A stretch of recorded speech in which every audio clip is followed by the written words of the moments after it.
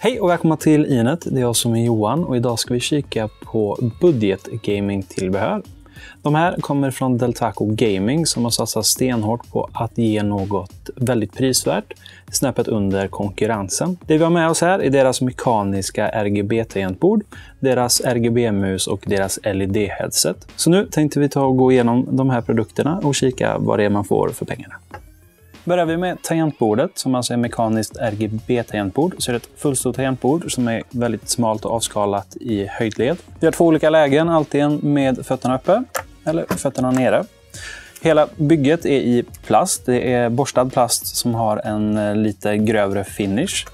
Men jag tippar på att det är metall i för den är ruskigt rejäl i byggkvaliteten. Inte ens en så stark person som jag kan bryta av det här med armarna och det säger ganska mycket det. Men det som är mest intressant med det här tangentbordet är dess prispunkt och att den levererar både mekaniska brytare och RGB vid den prispunkten. Och tangentbordet marknadsförs ju som ett gaming-tangentbord så det har ju självklart full anti-ghosting och full N-key rollover. Brytarna de använder är Optimus Red med 47 grams aktiveringspunkt. De är godkända för 50 miljoner klick och är, som det låter, väldigt lika MX Red i känslan. Och efter att ha använt de här ett tag får jag ändå säga att de känns väldigt lika. Det är bara en rakt nedslag, väldigt stabilt nedslag. Vill dock påpeka att de har litet eftersprång kan man säga i fjädern. Så det är värt att tänka på om du är väldigt ljudkänslig.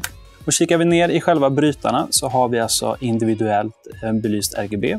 Så vi har en LED per varje och det kan vi styra antingen med deras mjukvara eller med färdiga färgprofiler här på tangentbordet.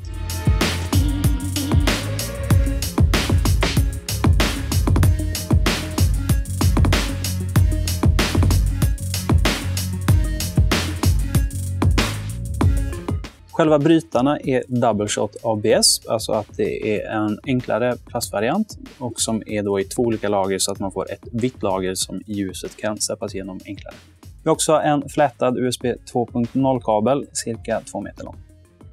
Och hoppar vi över till gamingmusen, också den i RGB-serien, så är det en ganska klassisk gamingmus. Den har en lite enklare optisk brytare, en Avagos ADNS 3050 som har 4000 dpi.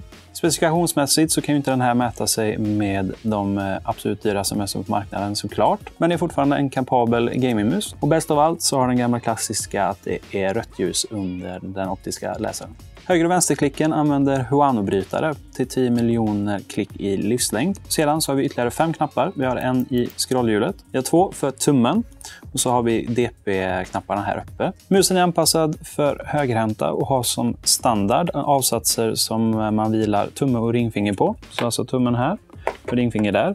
Men de här går att byta ut. Det ingår 2 stycken helt släta varianter. Och med de andra sidorna på så får vi en lite smalare profil på den. Och en profil som kanske bättre passar till exempel dig som använder krogreppet. Och så har ju musen självklart RGB som den heter. Vi har både RGB här på kanterna, i scrollhjulet och i loggan. Du kan enkelt byta med knapptryck. Om du håller inne ena tumknappen och trycker på scrollen här så kommer den växla emellan olika lägen. Så du bara hitta en som passar dig. Och sist men inte minst så väger musen 143 gram och har en flätad USB 2.0-kabel.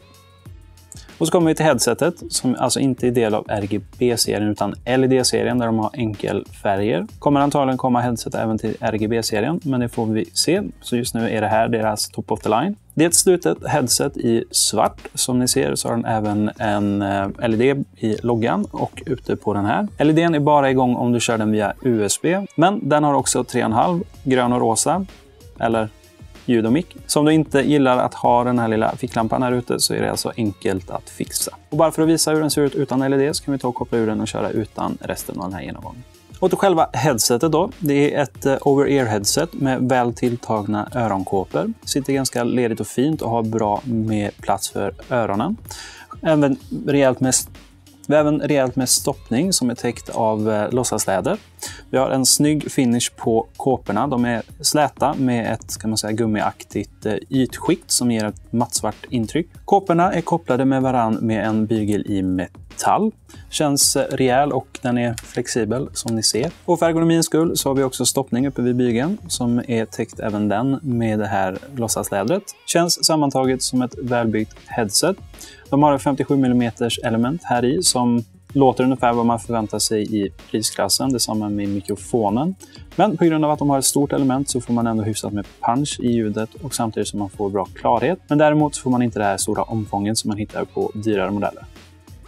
Ja, det här var alltså Del Tacos övre segment av gaming-tillbehör. Vi har de 2 RGB-modellerna, musen och tangentbordet, och så har vi även LED-headsetet. Och spännande med de här produkterna är dels både att de är prisvärda, men de har också 5 års garanti. Det är ganska kaxigt av Del Taco att sätta det. Det är inte många på marknaden som har mer än 3 år på någonting som har med gaming-tillbehör att göra. Och sammantaget så känns det som välbyggda produkter där de har hittat en bra balans mellan pris och prestanda. Man får både gamingfunktionerna man vill åt och ett bra insteg till RGB-crazen som är just nu på ett mycket mer prisvärdigt sätt. Och sen säljer de även mus och tangentbord i paketpris som är lite för aggressivt prissatta skulle jag säga. Så vill du inte lägga för mycket på gamingprodukter eller om du vill ha till en extra dator eller något sånt där så är det här ett väldigt prisvärt alternativ som vi tycker du absolut ska kika på.